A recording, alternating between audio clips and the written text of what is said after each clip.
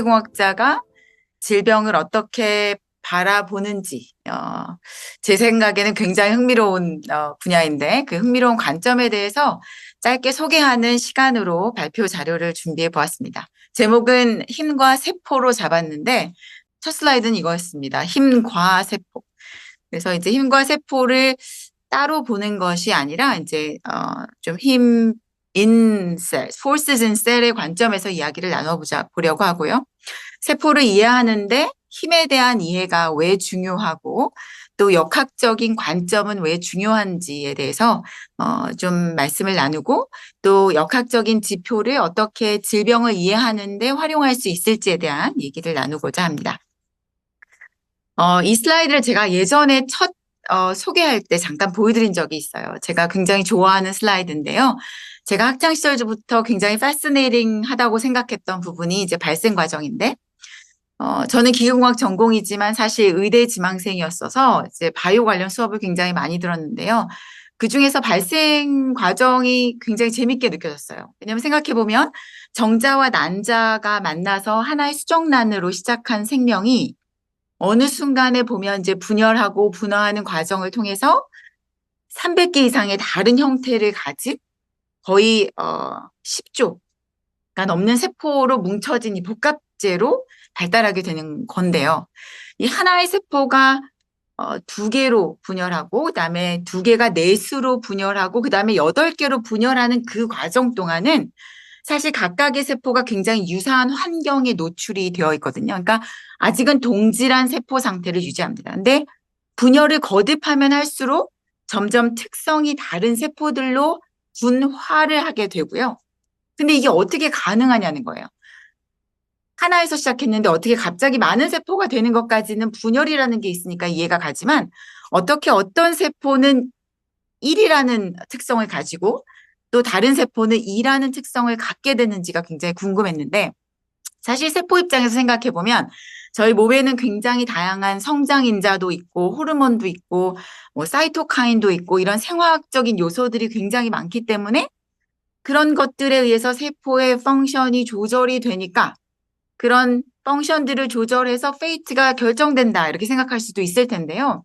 또 생각해 보면 그 작은 스케일에서 그 성장인자나 호르몬이나 이런 거, 이 생화학적인 요소를 그레디언트를 만들어서 이쪽에는 있고 저쪽에는 없고를 정말 잘 유지해서 조절할 수 있을까를 생각해 보면 사실 그렇게 쉬운 현상은 아니거든요. 그러니까 디퓨전이라는 것이 일어나서 우리가 빠르게 확산이 될 거고 굉장히 그런 스페이셜한 그레디언트를 생화학적으로 형성되기는 쉽지 않을 텐데 그럼 이런 일들이 어떻게 벌어질까가 되게 궁금했던 거예요.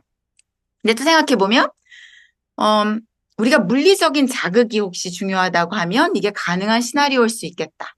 그러니까 아주 작은 스케일이라도 물리적인 자극이 하나의 세포는 자극하고 그렇지 않은 세포는 자극하지 않으면 이렇게 다른 자극이 존재할 수 있겠다라고 생각이 든 거죠. 그러니까 예를 들면 저희가 이제 액적을 생각해 볼 수 있는데요. 이제 물방울이 있고 가장 바깥쪽에 위치한 물 분자들은 모든 방향으로 동일한 인터몰레큘러 포스에 의해서 영향을 받는 이 내부에 있는 물 분자들하고는 다른 힘의 불균형이 생기잖아요. 그래서 에이시메트릭한 어떤 표면 장력이라는 게 생기게 되는데 저희 세포 덩어리의 경우에도 이 바깥쪽을 싸고 있는 세포들과 덩어리 내부에 있는 세포들은 전혀 다른 물리적인 힘을 경험하게 될 거라는 거죠.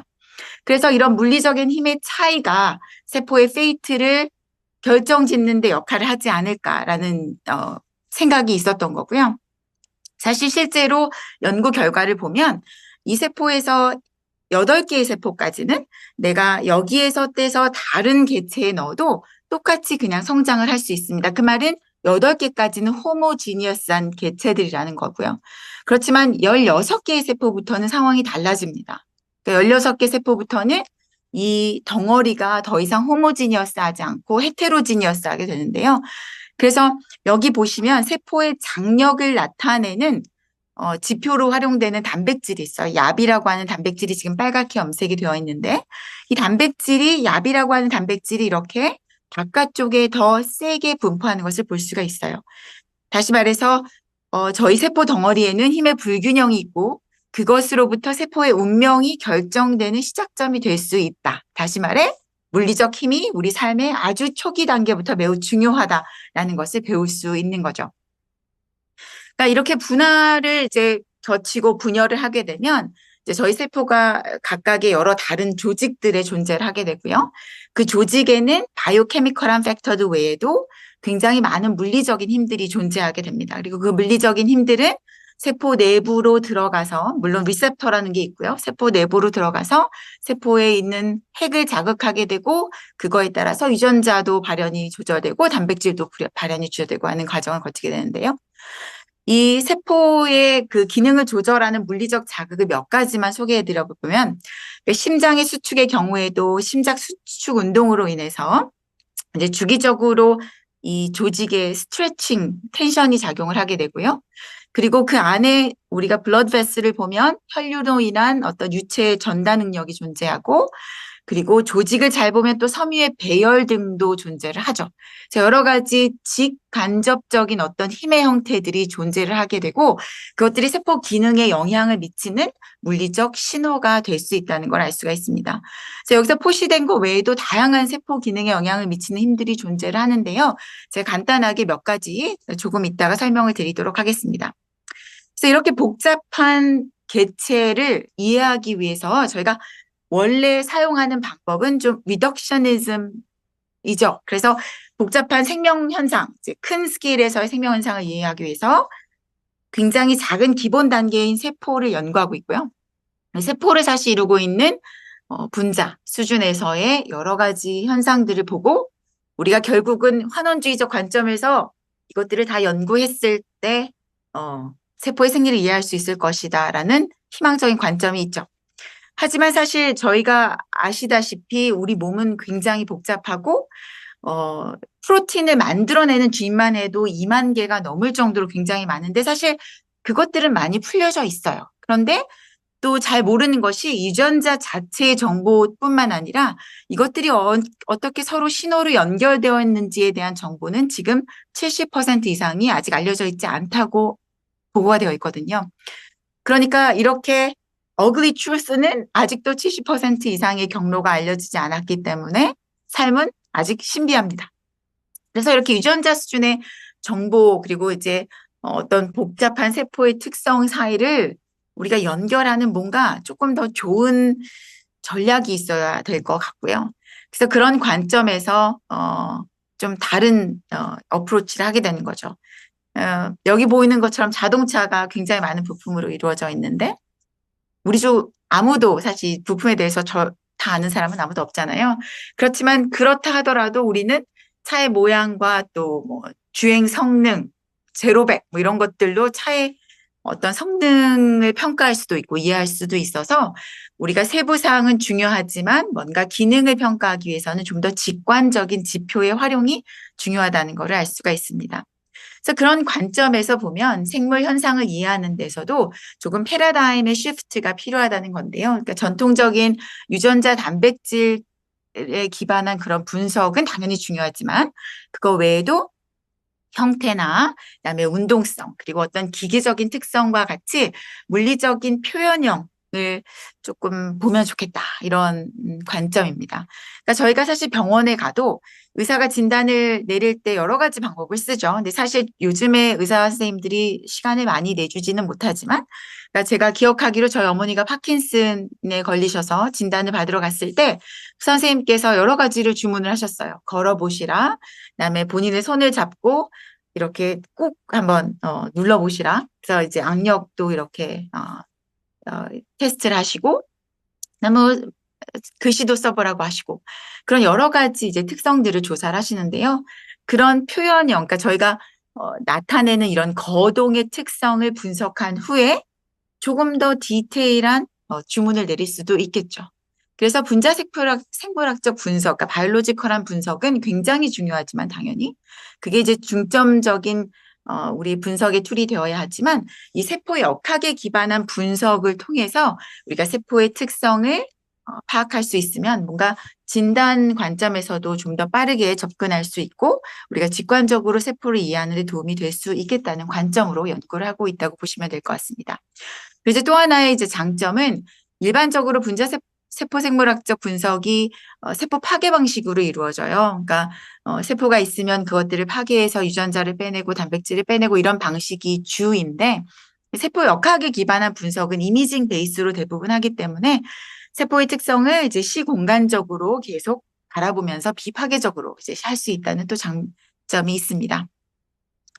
자, 그래서 이 아까 말씀드린 세포와 힘이라는 두 가지 키워드를 가지고 제가 이제 두 가지 방향으로 공부를 하고 있는데요. 하나는 기계생물학이라는 관점이고 미케노바이올로지라고 하고 하나는 세포역학이라는 관점입니다. 그래서 기계생물학에서는 세포가 힘에 의해서 어떻게 조절되는지를 연구하는 학문이고요. 세포역학은 세포가 힘을 어떻게 내는지에 대해서 연구하는 학문입니다. 그래서 연구실에서 이루어지는 일들을 간단하게 소개를 드리면 일단은 저희는 세포의 운동, 거동 특성하고 그리고 힘에 대해서 비주얼라이즈를 하고요. 그래서 물론 이미지 기반으로 이제 보통 유체역학에서 파티클을 따라가는 그런 특성을 써서 PIB 이미징, PIB를 사용해서 세포 트래킹을 하고 있고, 그다음에 트랙션 포스 마이크로스코피라고 하는 방법은 말랑말랑한 젤 안에 이렇게 트레이서 파티클들을 심어 놓고요. 세포가 그 바닥을 잡게 합니다. 그럼 세포가 그 바닥을 잡을 때 내가 힘을 많이 주게 되면 그 심어 있는 파티클의 디스플레이스먼트가 커지게 되는데 저희가 말랑말랑한 젤의 일라스티시티를 알고 디스플레이스먼트를 알면 F equal KX 식으로 간단하게 세포가 바닥면에 인가하는 힘을 잴 수가 있는 거죠.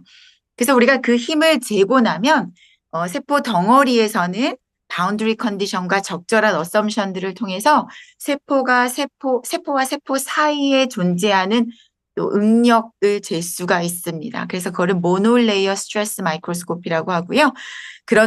이런 이제 이미징 툴들을 활용해서 저희가 힘과 모션을 비주얼라이즈를 하고 있습니다. 그리고 최근에는 세포의 헤테로지니어티가 굉장히 중요하다는 인식들이 이제 생기게 됐는데요. 정상세포보다 질병인 상태의 세포 조직을 보면 세포가 굉장히 다양성을 갖는다는 관점이에요. 물론 똑같이 세포가 다 똑같은 상태로 아플 수 없기 때문에 아마 그런 특성들이 생길 텐데 이런 헤테로지니어티가 질병의 스테이지하고도 밀접한 관계가 있어서 우리가 이미징 베이스로 이렇게 세포의 몰폴로지와 몰포다이내믹스를 굉장히 이제 대용량으로 분석을 하면 어떤 이제 타임랩스 이미지 결과를 기반으로 해서 세포의 질병을 진단할 수 있겠다 이런 관점으로 연구를 진행을 하고 있습니다. 그래서 이런 것들을 간단하게 활용한 연구의 예를 보여드리면 저희가 예를 들면 세포 역학적인 표현형을 사용해서 이제 다른 종류의 세포를 구분하는 이런 일들을 하고 있는데요. 그러니까 예를 들어 하나의 세포가 아니라 두 가지 특성, 그러니까 질병과 질병이 아닌 세포, 혹은 분화가 되고 분화가 되지 않은 세포가 두 가지가 섞여 있을 때 걔네들이 얼마나 호모지니어스한지 헤테로지니어스한지가 그 배양된 세포의 퀄러티를 나타낼 수 있는 경우들이 있습니다. 그래서 그런 것들을 평가하는 지표로 해서 이제 활용도를 찾고 있고요. 또 하나는 저희가 이제 줄기세포를 연구하는 많은 분들이 줄기세포의 그 퀄러티를 평가하는 게 굉장히 어렵다고 해요. 그래서 줄기세포 연구실에서는 그 선배들이 후배들한테 구두로 전달하고 트레이닝 시키는 것이 굉장히 중요한데 그러니까 굉장히 많은 세포들을 보고 이거는 좋은 세포예요. 이거를 떼내면 굉장히 퀄러티가 좋은 줄기세포라서 나중에 분화하면 좋은 세포 덩어리가 될 거예요. 하는 기준들이 굉장히 서브젝티브하다고 알려져 있어요. 그래서 저희는 이미징 기반으로 해서 지금 실제로 필드에 나가신 분들이 좋다고 평가하는 그 기준과 그리고 또 바이올로지컬 에세이를 통해서 정말로 좋은 세포, 양질의 세포 혹은 뭐 분화가 잘 된 세포 이런 것들을 코릴레이션을 시켜서 저희가 간단한 이미지 베이스로 세포의 그 퀄러티를 평가하는 그런 평가 플랫폼들을 응용해서 만들고 있습니다. 그리고 또 이제 저희 연구실에서 질병 메커니즘을 이제 밝히기 위해서는 세포 기반의 적절한 모델이 필요한데요. 사실 동물에서 실험을 하면 가장 좋긴 하지만 동물 세포는 에티컬한 이슈도 있지만 사실 굉장히 복합체이기 때문에 세포 하나하나의 기능이나 반응을 아이솔레이트해서 보기가 굉장히 어렵거든요. 그래서 보통 사람들이 그 세포를 몸에서 떼서 이 페트리디시에서 배양을 하게 되는데요. 그 페트리디시에서 배양하는 조건들에 따라서 반응이 굉장히 다르기 때문에 저희는 2D하고 3D의 최애 모델을 가장 생체에 적합한 모델로 개발하는 그런 연구들을 하고 있습니다. 그래서 여기 보시는 예를 보면 똑같은 세포로 시작을 하더라도 저희가 배양 조건을 어떻게 하냐에 따라서 더 어그레시브한 피노타입을 보일 수도 있고 아니면 그렇지 않은 피노타입을 보일 수가 있는데요. 그런 식으로 세포 하나를 통해서 우리가 질병의 다른 스테이지를 미믹할 수 있는 그런 모델들도 개발을 하고 있습니다. 그리고 무엇보다 이런 세포들을 잘 키우기 위해서는 이제 플랫폼이 필요하죠. 세포 배양 시스템이 필요한데 세포 배양 시스템도 저희 몸이 가지고 있는 자연스러운 자극들을 가장 많이 표현할 수 있는 플랫폼이 중요하기 때문에 shear stress랄지 그러니까 몸에는 저희가 물로 채워져 있기 때문에 이 플로우가 굉장히 중요하거든요. 그래서 shear stress랄지 그다음에 인장 자극이랄지 그다음에 어떤 조직의 배열이랄지 혹은 일렉트릭 필드 이런 적절한 자극들을 잘 구현할 수 있는 이런 플랫폼들을 개발해서 연구를 진행하고 있습니다. 그래서 이 두 가지 제목이 언급된 것 중에서 제가 이제 미케노바이올로지 관점의 예시를 몇 가지 보여드리려고 해요. 그래서 아까 말씀드린 대로 기계생물학에서는 세포가 힘에 의해서 어떻게 조절되는지를 보는 학문인데요.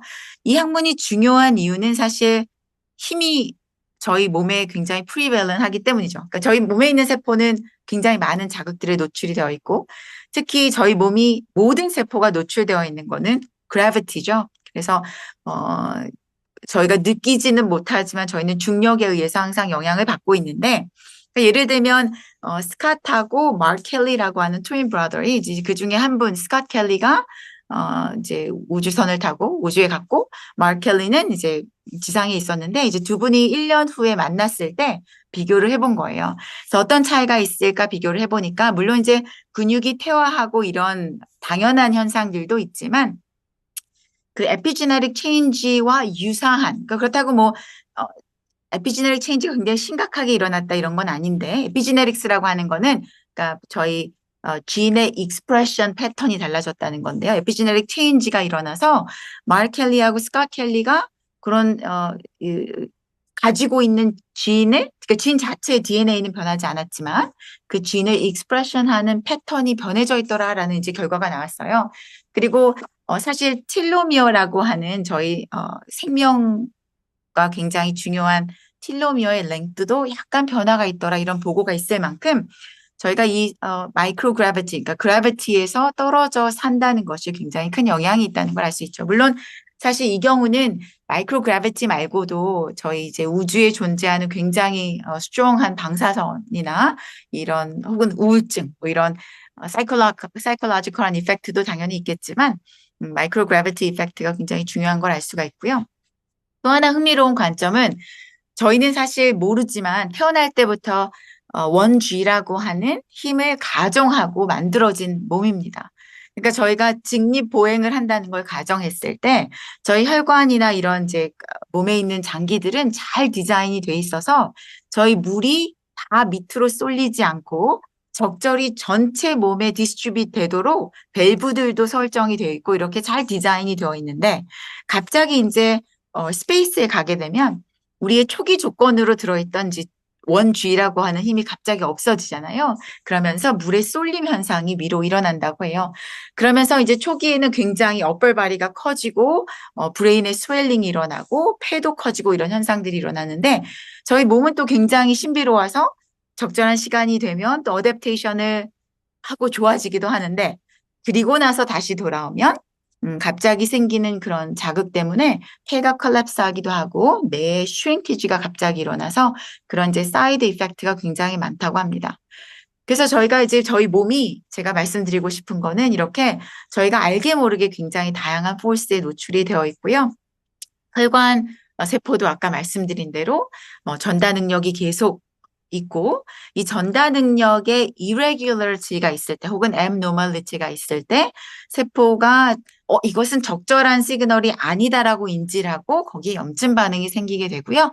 그러면서 저희가 흔히 알고 있는 죽상 동맥경화라는 현상도 생기게 되고 또 플라그가 생기면서 거기 뒤편에 또 와류가 생기기도 하는데 그런 현상들이 또 이제 혈관의 질병을 더 악화시킨다고 알려져 있어요. 그래서 저희가 흔히 인식하지 그냥 콜레스테롤을 많이 먹으면 이런 동맥경화가 생겨요라고 하지만 이런 것들의 이제 미케니컬 포스가 굉장히 중요한 역할을 한다는 것을 알 수가 있죠. 또 이제 제가 좋아하는 슬라이드 중에 하나인데요. 저희는 아무도 여기에 해당되는 세포를 가지신 분들이 없는데, 그러니까 영스킨의 경우에는 저희가 이제 콜라겐이 굉장히 팽팽하게 존재하기 때문에 몸에 있는 파이브블라스트라고 하는 섬유화 세포가 그 콜라겐에 따라서 이렇게 인장되어 있는 형태로 존재를 합니다. 근데 이제 에이징을 하면서 이 콜라겐이 무너지기 시작하고요. 콜라겐이 무너지면서 이제 더 이상 지탱할 수 있는 케이블이 없기 때문에 저희 세포가 슈링크를 하게 되고 세포가 슈링크를 하면서 인플로메토리 피노타입이 올라가요. 그러니까 염증 반응이 생기기 시작합니다. 이런 염증 반응들은 주변에 있는 또 이 케이블들을 더 망가뜨리기 때문에 조직이 점점점 늙어가고요. 그래서 이제 노화가 점점 나빠지죠.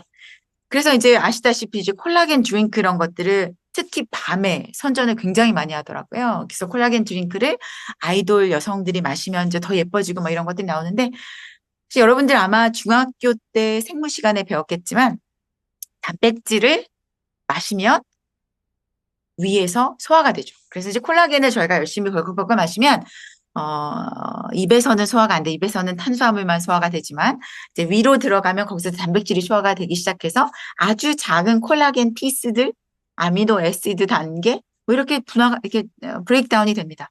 그런 애들이 이제 블러스트림을 타고 피부에 도착한다 하더라도 얘네들이 아주 두꺼운 번들을 만들어서 탱탱한 피부를 유지한다는 건 사실 현실적으로 어려운 일이죠. 그래서 추천드릴 것은 이제 선블럭을 잘해서 UV 데미지가 없도록 하는 것과 그리고 지금 이 순간도 혹시 졸리시면 마사지를 계속 하셔서 피부가 잠깐 착각하게 만드는 거예요. 그래서 저희가 실험실에서 실험을 실제로 해보면 섬유화 세포를 인장기에 물려서 2분만 자극을 줘도 얘네들이 24시간 이상 콜라겐 합성을 합니다. 그러니까 지금도 이렇게 앉으셔서 콜라겐 합성을 계속 유도해 주시면 피부가 젊어지실 수 있어요. 자, 이렇게 저희 몸에는 역시 힘이 굉장히 많다는 걸 알 수가 있고요. 그리고 또 재밌는 부분이 뭐가 있냐면 저희 몸은 여러분들 이렇게 만져보시면 알지만 강성이 굉장히 다릅니다. 그래서 저희 이제 머슬 강성도 다르고 브레인 강성은 당연히 다르고 렁도 다르고 그래서 저희 조직마다 굉장히 다른 특성의 강성을 가지고 있는데요. 특히 한국 사람들은 굉장히 많은 부위를 먹어보기 때문에 그 강성과 그 텍스처에 대한 느낌을 생생하게 가지고 계실 거예요. 거의 비슷합니다. 거의 비슷한데 그래서 이제 간의 그 말랑말랑함은 여기에 해당하고요. 그다음에 저희가 질긴 이제 머슬 고기는 조금 더 높은 강성을 갖게 되죠. 그렇지만 이제 문제는 뭐냐면 저희가 실험을 하겠다는 그런 의도로 몸에서 세포를 떼어내서 딱딱한 플레이트에 컬처를 한다는 거죠. 그래서 일반적으로는 그동안은 이제 플라스틱 디시나 글라스에서 굉장히 컬처를 많이 했는데 그렇게 되면 세포는 몸 밖으로 나왔다는 충격 외에도 자기가 원래 살던 그 환경이 아닌 전혀 다른 환경에 노출이 되어 있기 때문에 엄청난 쇼크를 받게 됩니다. 여기에 이제 예를 보여드리는 건데 이게 저희 뇌에 있는 애스트로사이트라고 하는 글리아 세포종 중에 하나입니다. 이 글리아 세포는 뇌에서 이렇게 굉장히 브랜치를 많이 한 세포로 존재를 해야 되는데요. 이 세포를 저희가 이제 아이솔레이트를 해서 2D에 키우게 되면 이렇게 못생긴, 예쁜가요? 어쨌든 모양이 굉장히 다른 세포가 됩니다. 근데 아시다시피 저희가 이니셜 스테이트가 혹은 힘의 스테이트가 다르면 외부에서 자극이 올 때 그것을 받아들이는 또 리스폰스도 달라지기 때문에 이런 것들이 이제 문제가 되죠. 그래서 더 이상 사람들이 이제 디시나 글라스에서 키우는 것이 아니라 점점 조직에 매칭되는 그러니까 힘이 미케니컬 미스매치가 최소화되는 그런 조건을 찾아서 세포들을 배양을 하는 것들을 하고 있고요. 정석 교수님도 굉장히 활발히 하고 계시지만 이게 미세 유체 칩들을 사용해서 우리가 올가노너 칩이라는 거를 만들고 거기에서 좀 더 부드러운 강성의 재질을 사용하고 또 뭔가 맞는 조건들을 유체가 흐른다든지 이런 맞는 조건들을 활용해서 세포를 키우는 일들을 하고 있습니다. 이 강성이 사실 굉장히 중요한 이슈라고 이게 알려지기 시작한 거는 2004년에 잉글이 발표를 하면 이 논문을 발표하면서부터인데요. 그때가 제가 PhD를 막 받자마자인데 셀에 이 논문이 발표되면서 굉장히 센세이셔널했어요. 뭐냐면 줄기세포는 여러분들이 다 아시겠지만 멀티포턴시를 갖잖아요. 그러니까 사실 어떤 세포도 될 수 있는 포턴시가 있어요. 그러니까 제가 뭐 브레인 세포가 될 수도 있고 뭐 뼈세포가 될 수도 있고 근육세포가 될 수도 있는데 물론 적절한 자극이 필요합니다. 그래서 이 줄기세포를 분화하기 위해서는 적절한 칵테일을 쓰게 되는데요. 그 칵테일 대신에 어떤 거를 썼냐면 이 사람이 다른 substrate stiffness를 인가한 거예요. 그래서 이 줄기세포를 말랑말랑한 곳과 딱딱한 곳에 배양을 해보니까 말랑한 곳에서는 브레인 세포와 미성한 특성을 가진 세포들이 생겼고 조금 상대적으로 딱딱한 곳에는 뼈세포와 유사한 세포들이 생겼다. 이렇게 이제 결과를 보고한 거죠. 사실 엔지니어 입장에서 보면 이 8부터 17과 25부터 40은 거의 같은 수준의 강성이거든요. 세이프티 팩터 2만 해도 그냥 나오는 강성인데도 세포는 굉장히 민감하게 이 강성에 반응을 해서 전혀 다른 세포로 분화한다는 사실입니다. 이렇게 세포는 주변의 환경에 있는 스티프니스, 그러니까 강성에 굉장히 민감하게 반응을 하고 그거에 따라서 또 분화할 수 있는 능력을 가지고 있다는 거를 이제 보고를 한 바가 있어요. 그리고 여기도 이제 재밌는 포인트 중에 강성에 관련해서 재밌는 포인트인데요. 이게 이제 초음파로 스티프니스 영상을 찍은 겁니다. 그래서 여기가 종양이고요. 까맣게 보이는 부분이 종양이고 이것들을 초음파로 영상을 찍어 보면 이건 물론 이제 일라스티시티를 재는 모드의 초음파인데 이렇게 정말로 이 딱딱한 부분이 파랗게 잘 나타나는 걸 볼 수가 있어요. 그래서 유방암은 역시 딱딱하구나 이렇게 사람들이 알 수 있었어요. 외과 의사들도 사실 수술을 하고 나면 뼈는 튜머 조직이 딱딱하다라는 말씀을 많이 하신다고 하더라고요. 자, 그러면 정말 암이 되면 조직이 딱딱해지는 걸까요? 아니면 혹시 이 주변 조직이 딱딱해지면서 멀쩡한 세포를 암으로 유발하는 거는 아닐까요? 라는 질문이 생길 수 있겠죠. 그래서 튜머가 하드한 건지 하드 티슈가 튜머를 인듀스하는 건지는 약간 이 달걀하고 닭 문제인 것 같은데요. 갤러리 위버라고 하는 이제 교수가 굉장히 재밌는 실험을 했어요. 그래서 멀쩡한 에피델리얼 셀을 브레스트, 그러니까 유방 에피델리얼 셀을 콜라겐 우리 조직과 유사한 콜라겐 강성에다가 배양을 하고 그다음에 조금 더 단단한 강성에다 배양을 했더니 단단한 강성에서 이 멀쩡한 유방 이 에피델리얼 세포가 이 튜머라이제이션이 됐다라는 연구 결과이거든요. 그래서 이제 그거를 보면 물론 암은 암으로 변하면서 그 엑스트라 셀룰러 매트릭스라고 하는 주변의 조직을 만드는 단백질을 굉장히 활발하게 만들면서 조직을 딱딱하게 유지시킵니다. 그렇지만 그 전에 우리가 만약에 원래 자기가 익숙했던, 그러니까 이 에피텔리얼 셀이 원래 익숙했던 그것보다 다른 조건의 어떤 미케니컬 인터페이스가 생길 때 자기 세포의 특성을 잃고 암화가 될 수 있다는 무서운 결과인 거죠. 그러니까 저희가 사실 최근에는 뭔가 몸에 인설트하는 것들에 대해서 이제 연구들을 많이 한단 말이에요.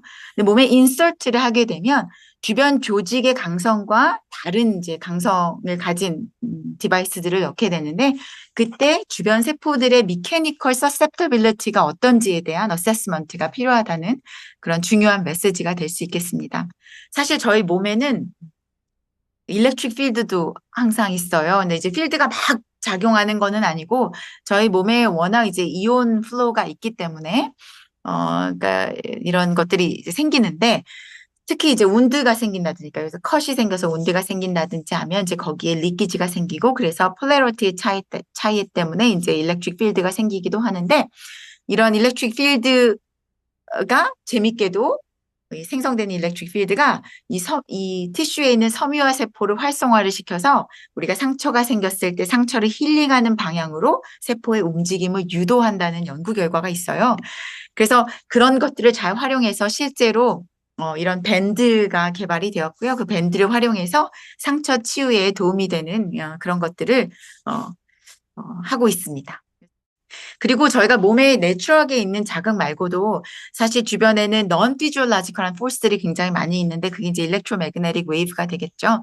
그래서 저희가 늘 노출되어 있는 여러 가지 자극들이 있고 사실 마이크로웨이브 같이 좀 위험한 것들도 있지만 그럼 이런 관점에서 보면 우리가 정말 핸드폰을 사용하는 것이 안전하냐 이런 이제 퀘스천을 하게 되죠.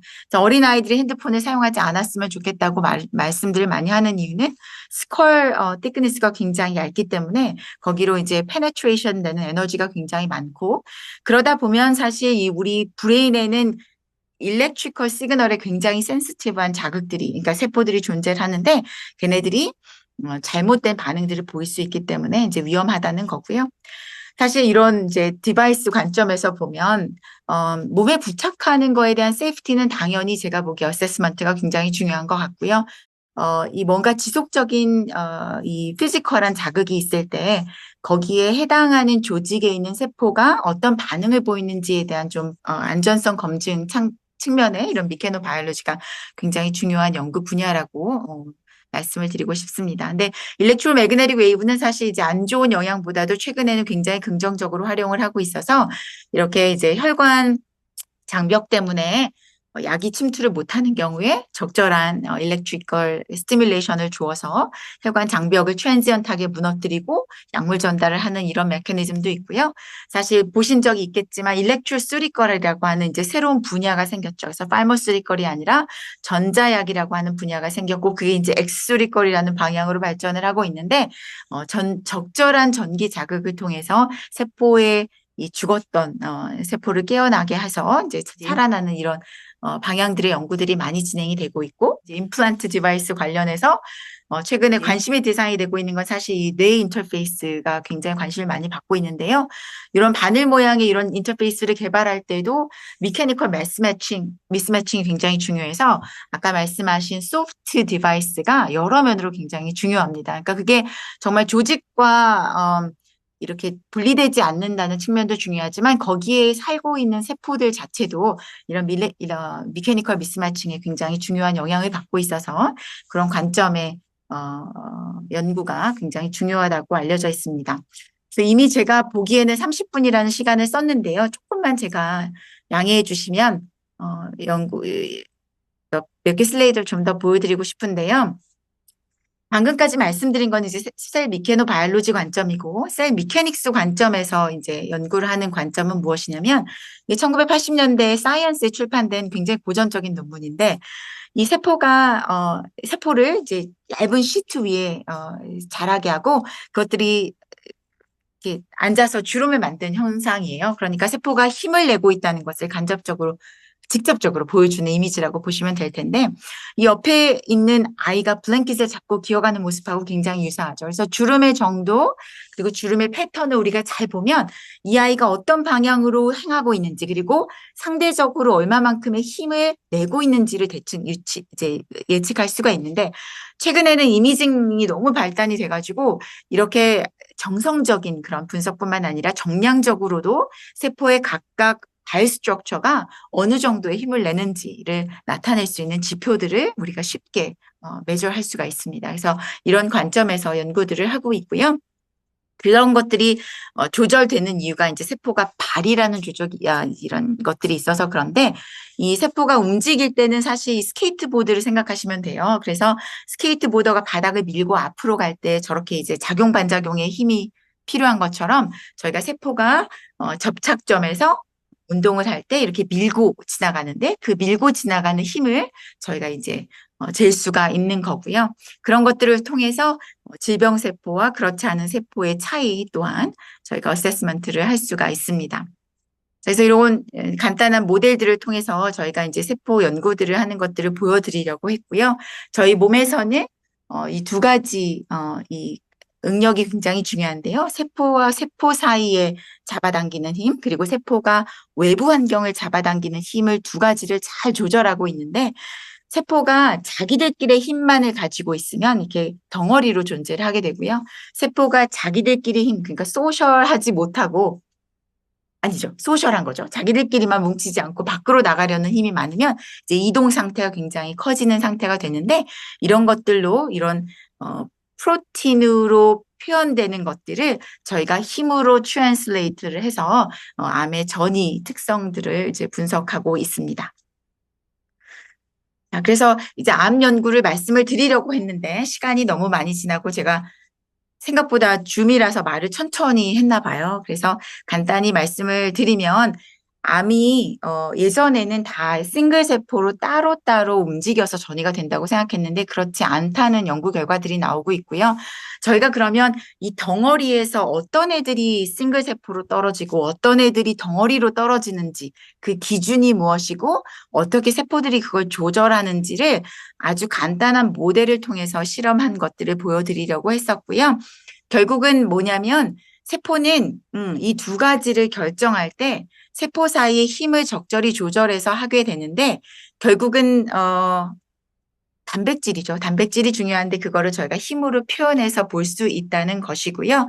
잘 보니까 이게 바닥면을 당기는 힘도 아니고 바닥면을 당기는 힘은 덩어리로 가든지 하나로 가든지 둘 다 굉장히 센데 같이 가려면 얘네들이 그 힘을 주는 방향성이 굉장히 중요하더라고요. 그래서 힘의 N-아이소트로피라고 그래서 이 R 방향, 그러니까 레디얼 방향과 탄젠셜 방향의 힘의 레이쇼를 세포가 조절을 하게 되고요. 그것들에 따라서 이 모드가 변한다는 결과를 저희가 찾았습니다.